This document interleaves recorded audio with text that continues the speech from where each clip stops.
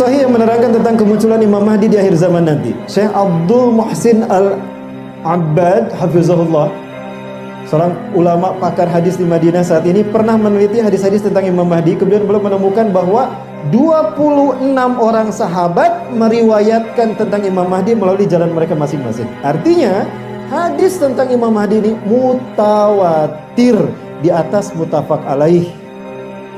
Jadi urutannya mutawatir, mutafak alaih, Sahih Bukhari, Sahih Muslim, baru Ahmad, Abu Dawud, At-Tirmidzi, terus sampai Ad-Darimi. Itu urutannya. Ada 36 kitab hadis yang menukilkan hadis tentang Imam Mahdi. Di antaranya Sunan An-Nasai, Abu Dawud, dan Sunan At-Tirmidzi, Ibnu Majah. Demikian pula tertulis dalam Musnad Ahmad, Sahih Ibnu Hibban, dan Al-Hakim dalam Mustadraknya. Sampai-sampai sebagian ulama menyimpulkan hadis-hadis tentang Imam Mahdi ini derajatnya mutawatir ma'nawi. Artinya, jika kita menolak hadis Imam Mahdi, sama dengan mengkafiri sebagian ayat dan iman pada sebagian ayat. Itu haram hukumnya. Dia harus menerima. Baik, Rasulullah SAW menjelaskan dari Abu Sa'id Al-Khudri, yakhruju fi akhiri ummati, kan? Disebutkan akan keluar pada masa terakhir dari umatku, ya zaman kita, Al-Mahdi. Yaskihillahul gaisa, Allah memberikan kepadanya hujan. Oh, berarti Imam Mahdi muncul ketika zaman kekeringan 3 tahun tadi. Buktinya Allah memberikan kepada beliau hujan. Pada saat beliau muncul, bumi menumbuhkan tanamannya, harta dibagi-bagikan, banyak binatang ternak umat ini menjadi mulia. Hidup selama 7 atau 8 tahun bersama umat Islam. Artinya 7 sampai 8 musim haji. Berarti 7 sampai 8 tahun. Baik, kita percepat lagi.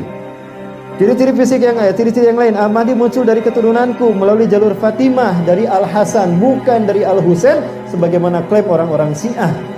Kenapa harus dari Al-Husain? Karena Husain menikah dengan gadis dari Persia. Sehingga mereka Ahlul Bait Syiah itu adalah keturunan Persia, bukan keturunan Rasulullah. Jadi beda Ahlul Bait Persia kita dengan Persia Syiah. La tunqadad dunya hatta yamlikul arabu rajulun min ahli baiti. Tidak akan habis dunia sehingga seorang laki-laki dari keturunanku akan memimpin bangsa Arab.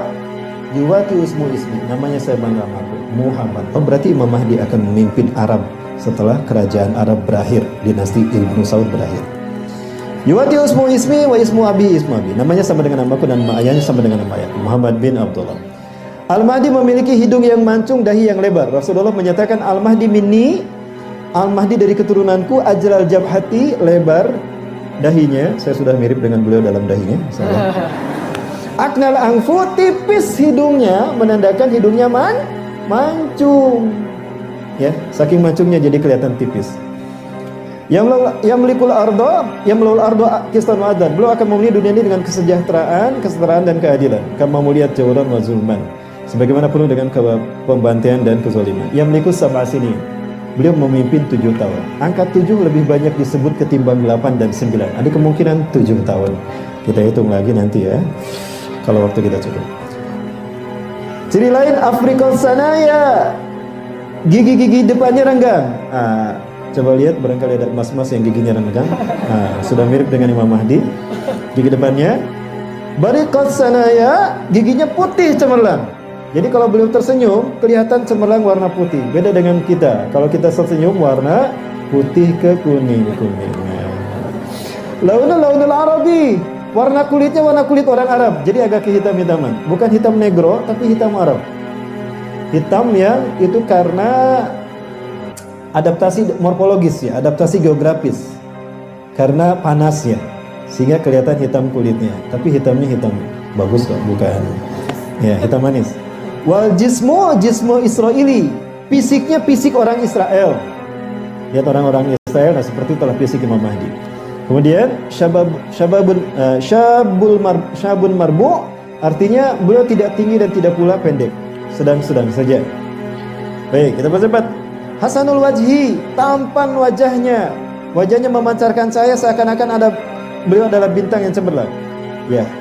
Kasalihyati, lebat jenggotnya, tebal. Jenggotnya tebal. Ya. Kemudian aswadu fi khadil aimani khalid, ada di pipi kanannya ada tai lalat. Ciri-ciri lain al-ablad, artinya jarak antara arisnya renggang tapi lurus. Coba periksa. Wah, enggak Mas, sama Mas Anjis ya. Petunjuk pelupuk matanya hitam bukan karena bercelak. Jadi ininya hitam karena mengkerut. Baik. Nah, bagaimana prosesnya terjadi? Aduh, waktunya sudah habis. 2 menit lagi. Nah, Rasulullah bercerita begini. 7 ulama ini bertemu. Kenapa Anda datang bertemu dengan kami?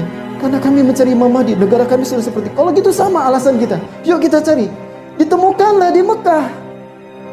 Nuhun sewu, mungkin Anda tahu Imam Mahdi orangnya seperti ini. Oh, di sebelah sana. Terus taqaddam imdi amamaka. Terus ke sana Anda akan bertemu. Ketemu tuh. Maka 7 ulama tadi mengatakan, ibsit yadaka, ulurkan tangan Anda. Ubayyuka ala sami Allah, kami bayat pada Anda. Imam Mahdi menolak. Dia menolak, kata Rasulullah. La, lastu mahdiyan, ada ihda minal ansar. Aku bukan Imam Mahdi, aku hanya orang Ansor Madinah saja. Lari ke Madinah tuh. Dikejar sama 7 ulama ke Madinah, ketemu, lari ke Mekah. Yatahawal ilal Makkah wal Madinah salah semarat, pulang pergi Mekah Madinah 3 kali. Ucing-ucingan. Setelah sampai ke Mekah, di situ dia masuk ke rumahnya.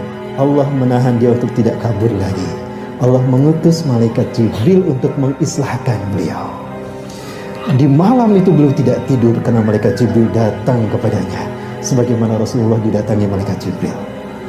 Diislahkan artinya satu, dibuang rasa ragu dia. Kalau Andalah Imam Mahdi, engkau adalah orang yang Allah pilih untuk memimpin kebangkitan Islam. Karena sudah saatnya Islam akan bangkit. Kemudian beliau dibuang rasa sifat yang lainnya. Kalau beliau suka demen game online, dibuang jadi tidak suka game online. Ya. Maksudnya sifat-sifat kemanusiaan seperti biasa itu dihilangkan. Sudah dijadikan orang mulia.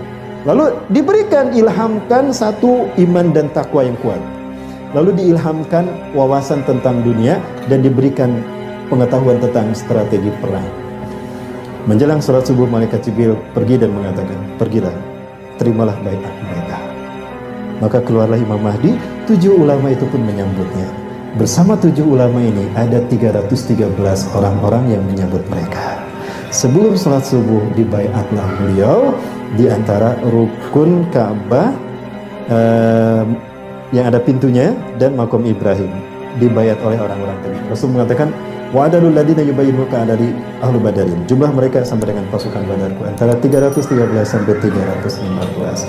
Baiklah, rahmatullah. Ya, ini perhitungan waktu yang saya buat, ya.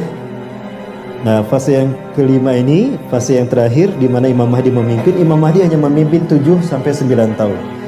Ya, setelah itu meninggal dunia. Ya, karena dunia sudah aman sejahtera. Lalu beliau meninggal. Setelah itu Nabi Isa meninggal dunia setelah menikah dengan gadis Arab. Bukan dengan Magdalena sebagaimana klaim orang Kristen. Bukan dengan Maria Magdalena. Kemudian Imam Mahdi punya 3 anak laki-laki. Nabi Isa punya 3 anak laki-laki lalu meninggal, disolatkan di Masjid Nabawi, dimakamkan di samping kuburan Umar bin Khattab. Sekarang ada tanah khusus kosong di samping di Masjid Nabawi, coba lihat, samping Umar. Jadi nanti berjejer Rasulullah, Abu Bakar, Umar dan Nabi Isa alaihissalam. Lalu Al-Qahtani akan memimpin kaum muslimin sepeninggal Imam Mahdi. Nah, di masa Al-Qahtani inilah nyawa umat beriman dicabut semuanya oleh angin ilin dalam waktu singkat. Seburuk-buruk manusia di muka bumi adalah mereka yang tidak punya iman walau sebesar biji sawi. Kepada mereka lah kiamat akan diutus. Apakah tidak ada orang Islam saat itu? Oh, banyak orang Islam, tapi iman mereka tidak sampai ke hati.